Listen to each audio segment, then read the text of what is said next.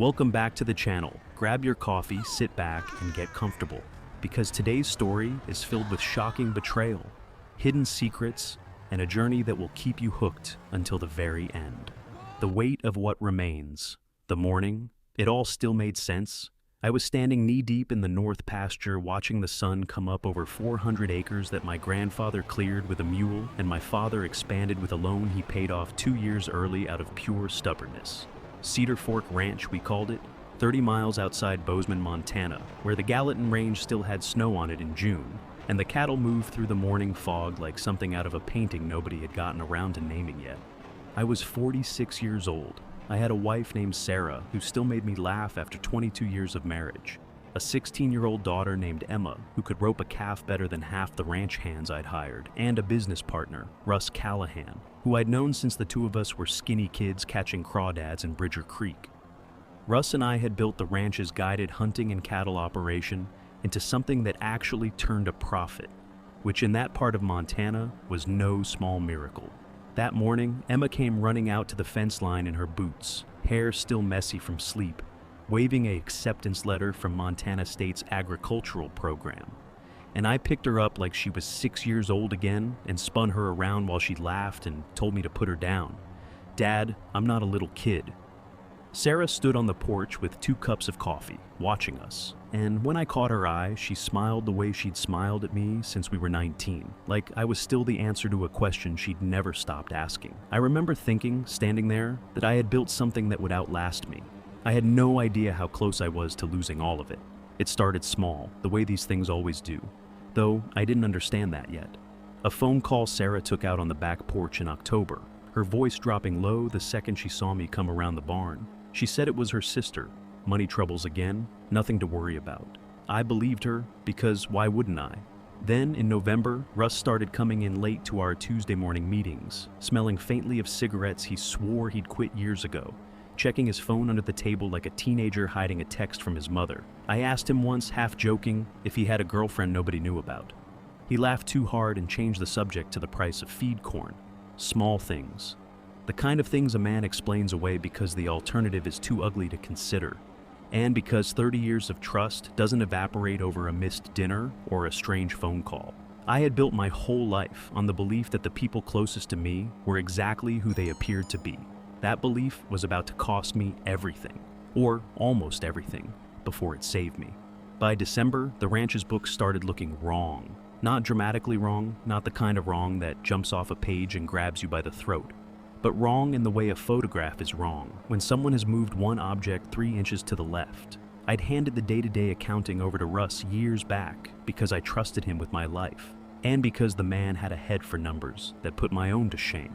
But I still reviewed the quarterly statements out of habit, out of the same discipline that had kept this ranch alive through 2 droughts and a recession. And in December, I noticed a payment of $11,000 to a company called Timberline Consulting that I had never heard of and never approved. When I asked Russ about it over coffee at the Mint Bar in town, he barely looked up from his cup. "Property tax consultant," he said, helping us appeal the new assessment on the east parcel. Made sense on the surface. I let it go. I want to be honest about that, because a smarter man might have pulled the thread right then. But Russ Callahan had stood up as my best man at my wedding. He had carried my father's casket with me.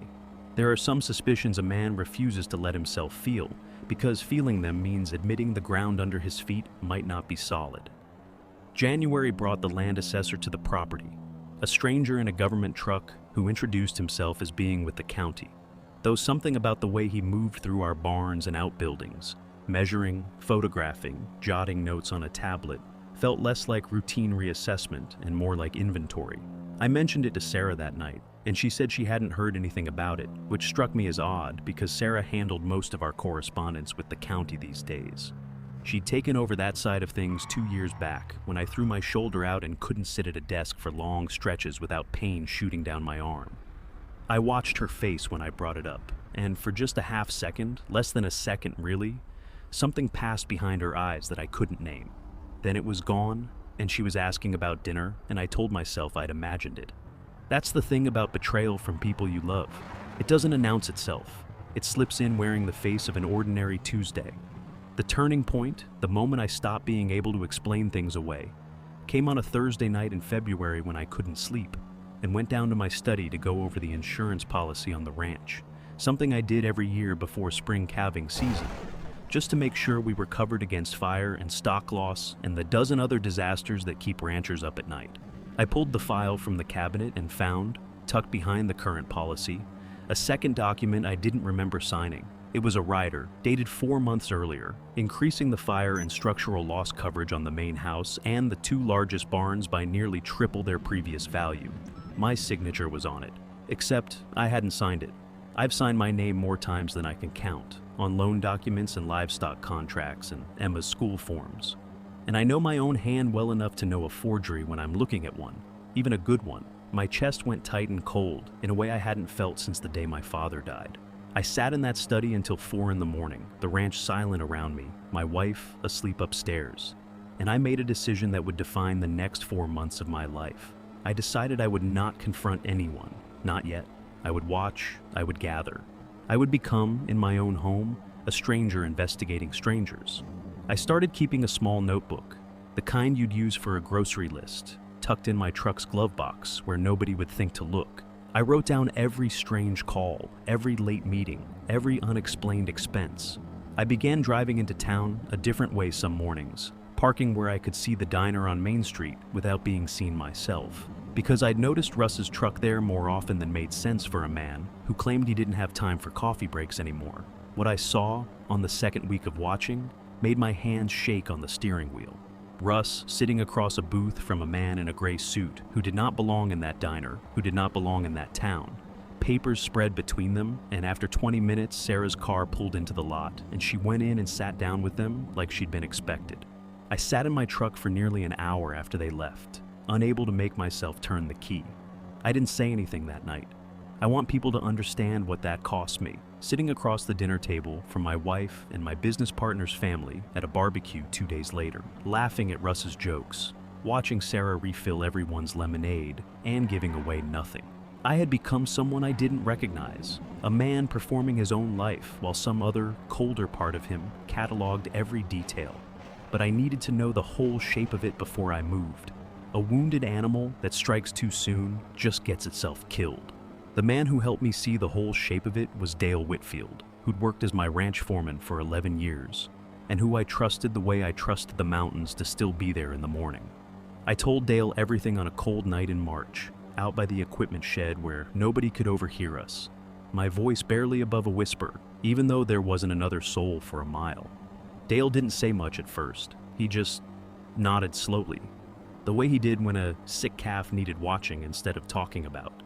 Then he told me something that turned my stomach inside out. 2 months back, he'd overheard Russ on the phone near the hay barn, talking low, saying something about how, once the paperwork went through, the east and south parcels would be worth more split off and sold to a development group out of Bozeman than they'd ever be worth as grazing land, and that the insurance money on the structures would cover the difference and then some. Dale hadn't thought much of it then, figured it was just Russ running numbers the way he always did. But hearing what I'd found, he went pale under his hat brim. "We'll get to the bottom of it," he told me, and for the first time in months, I didn't feel entirely alone.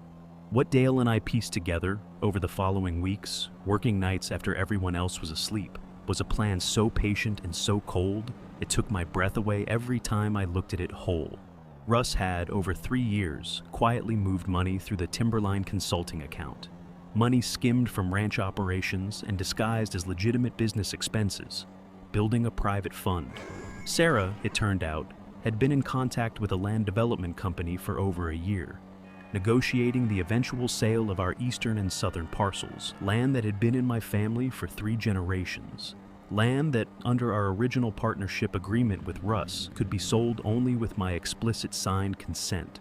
The forged insurance rider wasn't random. Dale found, through a contact at the county recorder's office, a woman named Pam who owed him a favor from years back, that there had also been a quiet claim filed against our largest equipment barn for water damage the previous autumn, a claim I'd never been told about, paid out to an account with Russ's name on it. They were building towards something, not a single theft, but a total unwinding of everything I owned, piece by piece, disguised as bad luck and bureaucracy, until the day would come when I'd wake up to find the land divided, the insurance drained, and myself with a share of a partnership worth a fraction of what I'd built it to be. While they walked away with the rest, restructured and hidden in shell accounts I was only beginning to trace. The night I understood Sarah's full part in it was the worst night of my life, worse than the day I buried my father. Because grief for the dead is clean, and grief for the living who've betrayed you is not. I found, hidden in a shoebox in the back of her closet while she was in town, printed emails between her and a man named Curtis Boyle, an attorney who specialized in property division, dating back 14 months. The emails did not read like a woman trapped or coerced. They read like a woman with a plan, discussing timelines, discussing how long we'd need to stay married for the property division to work in her favor if it came to divorce, discussing Russ's cooperation as though he were a business colleague rather than my oldest friend. I sat on the floor of that closet for a long time, the same floor where Sarah had knelt beside me the night Emma was born, sick as a dog with fear and joy in equal measure, and I let myself grieve everything I thought I'd had, right there in private, before I ever let another living soul see what it had done to me. I did not confront her that night, or the next, or the one after that. I drove into Bozeman and sat in the office of a man named Frank Okafor, a private investigator Dale had recommended, a former Gallatin County Sheriff's deputy who listened to my whole story without interrupting once, then told me exactly what I needed if I wanted this to end in a courtroom, and not just in a shouting match that would leave me looking crazy and them looking wronged. Frank helped me install cameras, discreet and legal, at the equipment shed and the barns after confirming with a lawyer that Montana law allowed it on my own property. He helped me pull bank records through subpoena once we'd built enough for an attorney to act. He tracked down the man in the gray suit from the diner, a broker named Aldous Ferris working for the development company, and got him on record, unknowingly, describing a deal that named both Sarah and Russ as sellers with power of attorney they did not legally possess. Frank found, through the equipment barn cameras, footage from a night in April of Russ letting himself into my study with a key I never gave him, going through my files, photographing documents on his phone. I watched that footage more times than I care to admit, my old friend's face lit up blue by his own phone screen, rifling through the life we'd built together like a thief in a stranger's house. By May, I had what Frank called an airtight case, and what I called the wreckage of everything I used to believe about the people I loved. I met with an attorney, a sharp, no-nonsense woman named Diane Prosser, who'd handled ranch and property disputes across 3 counties for 20 years, and together we mapped out how this would go. We would not tip our hand. We would let the insurance claim on the barn, still pending final approval, move one step closer to completion, because a completed fraudulent claim would give the district attorney's office everything they needed for criminal charges, not just a civil dispute I might lose in some courtroom shuffle.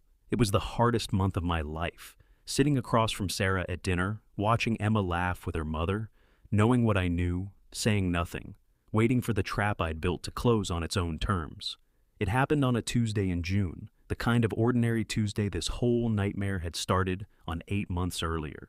Detective Marla Chen from the Gallatin County Sheriff's Office, a woman Frank had brought in once we had enough for a formal complaint, arrived at the ranch with 2 deputies and a warrant, the insurance company's fraud investigator having independently flagged the barn claim after Frank quietly alerted them to inconsistencies.